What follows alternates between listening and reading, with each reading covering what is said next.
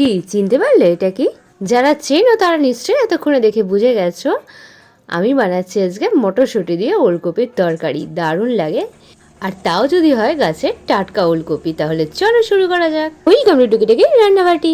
আলু, ওলকপি, টমেটো, কড়াইশুঁটি আর কাঁচা লঙ্কা নিয়ে নিয়েছি। ওলকপিটা একটু ভাপিয়ে জলটা ফেলে দেবো। ওলকপিটা ভাপছে ততক্ষণে একটু 5 ফোড়ন আর শুকনো লঙ্কা ফোড়নে দিয়ে দিই। ফোড়ন থেকে বেশ সুন্দর গন্ধ বেরিয়েছে। এবার কেটে রাখা আলুটা দিয়ে দেবো। সাথে দেবো নুন, হলুদ আর একটু কাশ্মীরি লঙ্কার গুঁড়ো। তেলের মধ্যে এই টমেটোটা দিয়ে দেবো। তারপরে দেবো আদা বাটা। ওলকপিটা দেওয়ার আগে একটা জিনিস দেবো যাতে এর স্বাদটা আরো বেড়ে যায়। 5 ফোড়নের সাথে দিইনি, কারণ 5 ফোড়নের গন্ধে এটা নষ্ট। 3টা দিলাম, এবার এটা দেবো। সুন্দর গন্ধ আসছে।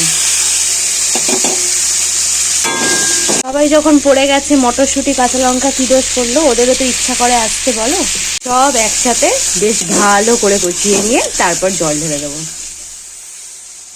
একটু চাপা দিয়ে দেবো, তাহলে তাড়াতাড়ি সেদ্ধ হয়ে যাবে।